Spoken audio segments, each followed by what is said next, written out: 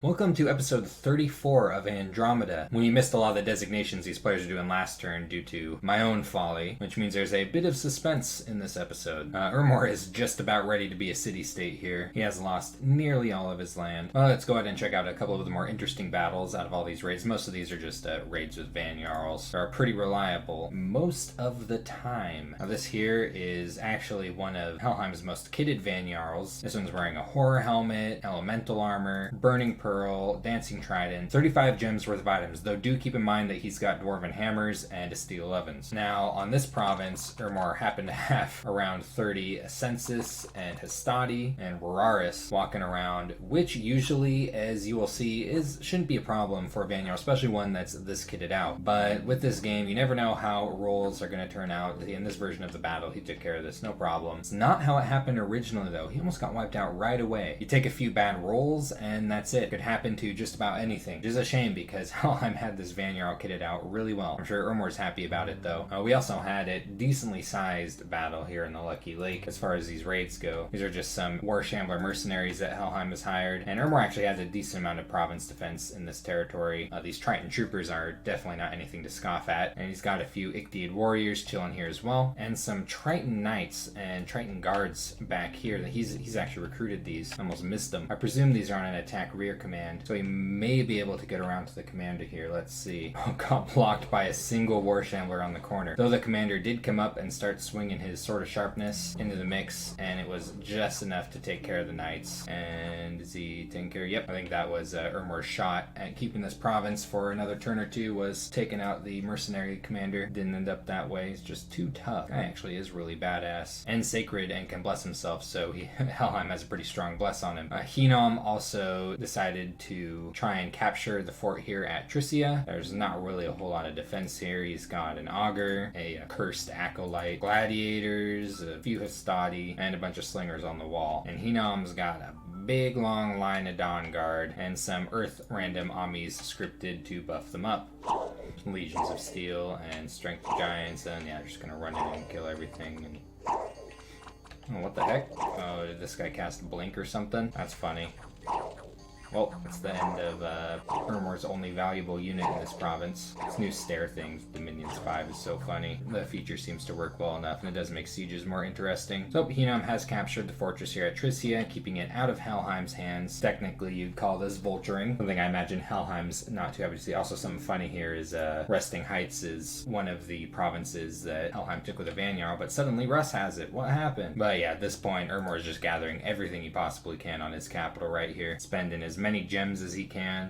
His pretenders aren't here, which makes me think they didn't actually show up in that last turn. I guess it's random chance around this time whether imprisoned pretenders show up, and since I kind of played forward the last turn, I suppose pretenders. So I guess what is that? A bit of a spoiler, showing his pretenders early, but it's fine. It's not that big a deal. He's casting Call of the Winds. Might be to Cliffs. Oh, right up here. I guess maybe just delaying Helheim some, like increases the size of this ball on his capital. His upkeep's gonna go over his income on his capital soon, though. So if he does get reduced to just being on his capital, there's going to be some abandonment from his troops. Caleb's received a message from Atlantis saying he's got plenty of water gems, but he's looking for nature gems for building equipment. Those aren't easy for Caleb to come by either. I consider nature gems personally to be some of the most generically important gems in the game. Between what you can summon with them and what you can build with them, Atlantis has listed a couple of nice things right here. He's also saying that he's willing to help out Caleb in military alliances in the future. No magic sights out of all of this. He did prophetize in Area Seraphine. Where is that bird?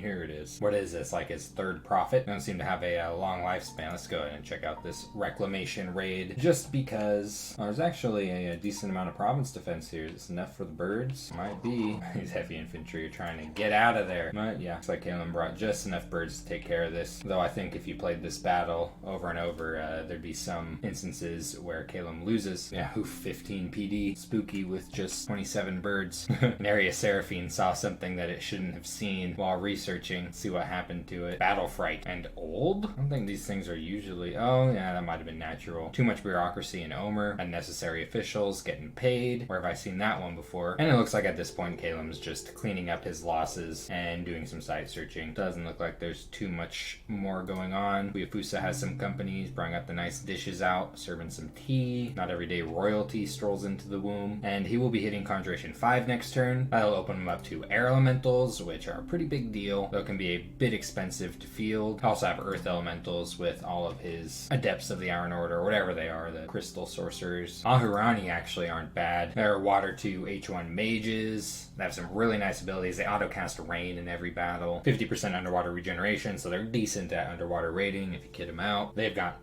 just generally around fairly nice and not too expensive in pearls. Plus, if you end up with this cross path, say on your pretender, you're getting better water mages than what you can usually get. I don't really consider Yazadas or Devas worth casting though. These are just sacred units and usually not ideal to take a bless on EA Calum or Calum in general. And these are seducing commanders. I haven't experimented with them too much. Maybe they're worth it, but death gems are valuable, especially when you consider Conjuration 6 is coming up, and that's where you've got a hold of Yadas, which are really good mages, along with Yazads. Specters are halfway decent too. There's a lot of good reasons, I think, to not spend death gems on Jahis and especially Devas. That is where he's headed, Conj 6. Helheim is very, very busy. He did just reach Evocation 4. This does give him Thunderstrike. I'm not sure if that was his idea. Blade Wind is good against certain types of chaff. It's going to really mess up a Kalian army, depending on how it's set up. Bolt of Unlife isn't very efficient, but it does do a lot of damage. Just something for your death mages to do if they don't have anything else to do. Because I'm enchantment 5 though. I think he might just be getting up research goals so he can research what he needs to when he needs to. His pretender did wake up for real. Immobile Misfortune, the Frost Father. Sometimes people do this. They give their pretenders misleading names. At this point, it's often suspected that when you write something like this that you're being misleading. So sometimes you'll just see that someone's pretender is called Awake Expander. And then a few turns into the game, you'll actually see it, and sure enough, it's an Awake Expander. Every path and every cross path in the game. Rainbow Pretenders are so useful, and he's moving it right away to the steel ovens, probably to get it doing some construction or something along those lines. Twice burning his Hangadrats, which I think is very prudent. Size 3, so this is actually cheaper back when he twice born this. Now it cost 15 death gems to twice born one of these. So in some ways a nerf to this nation, and now there's a buff because these Svartalfs only cost 5 death gems to twice born now. I think increases the value of Svartalfs a bit. We know about most of these battles except for this one at Resting Heights. This is a province that Helheim raided with this Vanyar right here. This one's wearing a lightweight scale mail. Oh, item cost is reduced for Helheim. I actually didn't know that. That's pretty sweet. Cost a little bit less to build. Not a lot of protection on these though. Burning Pearl gives attack skill, a little bit of fire resistance. It's usually the attack skill that people are using it for. And a Dancing Trident, which gives him another attack for a total of 3 attacks and 2 javelins. Now, can he stand up against a Russian raiding party of something like 15 skin shifters here? 6 big old bears? Let's see. Well, there ain't no way in heck he could do this unless he casts flight and attack rear, but does not seem to be what he's doing. Yeah, whereas his commanders are back here, so I'm not sure if it would have worked out that way, and especially with this priest moving forward, I think that stuff would have turned around and got at the Vanyarl anyway. By the way, Helheim's Vanyarl did actually successfully retreat from this, so he still has that one. He just didn't get the province. 3 province defense. Peasants spreading rumors. Peasants, always so murderously superstitious. Wizard threw Helheim a coral blade in exchange for protection. Helheim sent that right to his pretender for the extra hit points, which is very needed on the frail old man of a pretender chassis. No, I guess technically he is an old age. A new famous hero. Let's see. Gutworm. Tough skin. We get some natural protection. Not too shabby. And yeah, Helheim is cleaning up most of Ermor's remaining provinces. I do wonder if Russ is going to swing down and start raiding some of this though. Yep, that does seem to be the case. Russ has received a message from Calum, providing pretty much everything Calum knows about Helheim so far, including his bless. What a Vanyar was wearing. This one actually died. His steel ovens, and is saying that Helheim he thinks is a bigger threat than Atlantis. Russ just hit enchantment 4 and is headed towards conjuration after that. Enchantment 4 nets some cloud trapeze, which he might use if he kits out one of his air commanders. Anti-magic is pretty useful when you're using elite units the way Russ is, and help keep some counters from being as effective against them. Haste just makes his units run a lot faster, they move a lot faster, which also makes them more likely to strike first in combat. Poison Ward, of course, has its uses in certain situations, though I'm not sure if anyone's going to be fielding foul vapors in the near future that Russ is fighting, or any mass amount of poisonous units. I suppose he could technically weasel up into casting flaming arrows, but he hasn't really been recruiting anything that uses projectiles. He's prophetized a Perkinu. Where is that dude? Here he is. Pretty flavorful. Nothing wrong with prophetizing cool commanders or anything you want. I personally prefer commanders that aren't as useful and limited in recruitment, because you might want this one on a battlefield field doing something, while you have one of your only commanders that's capable of claiming a throne somewhere. In fact, that could be the difference between winning and losing the game in certain situations. Sometimes claiming thrones comes down to that. Usually I like to look for something that has a lot of map move that isn't too vital in itself. Looks like 16 map move. No, I guess technically the Perkinu does have the highest map move, along with the Daughter of the Sun and the Son of Heaven. It's not too bad of a choice if you're taking map move into consideration. Oh, it'd be really cool prophetizing one of those Blackhawk commanders, but I don't think he has one left. Yeah, threw all those away. Might be a badass prophet right there. Let's go ahead and look at what Hinnom is putting in his face. Big long line of Dawn Guard. Right behind that, a big long line of Slingers, and behind that, big long line of Avite Heavy Archers. Now, these things are scary. Then he's got some Earth Random Amis scripted to cast buffs, and a Fire Random Ami scripted to cast Flaming Arrows. So I doubt this PD and this bear here will trigger that. Yeah, doesn't look like it. Just cast Fire Shield instead. No, don't burn to death. Ooh, who's that? Oh, it's not Attica. Yam Nahar, the other Melkart. This battle actually is kind of interesting, I suppose, because this is like a raid in Hinnom's northern territory. Hinnom actually stacked a ton of province defense here. And this army of Russ's has been through quite a bit, looking a little shady, lost some wizard support, but this is still a whole lot of skin shifters, and skin shifters are no joke, as you can see. Russ didn't lose a single one in that battle, though almost all of his wolves were killed. I think he got for free with his animist. And this is actually pretty cool too. This is something that happened that we didn't see in last turn. How I mentioned that some random events might be different because I had to play the last turn forward to get a hold of the turn file. Well, it looks like Russ lost a province to a vampire count and his group of vampires and thralls and had to recapture it. This is a really freaking cool commander. Something I would love to get a hold of with Charm or Enslave Mind or that weird blood spell that I can never get to work. Vampires in this game are super strong if you're not aware. This one has regeneration, slash and blunt resistance, 25 invulnerability, effectively 25 protection against mundane damage, very cold resistant, almost poison immune. It's immortal, which means if it dies, it pops right back up in its home province on the next turn. Flies, can't pass rivers, as stealthy, perfect dark vision, and this one free spawns monsters. Now I'm not sure if it's free spawning the thralls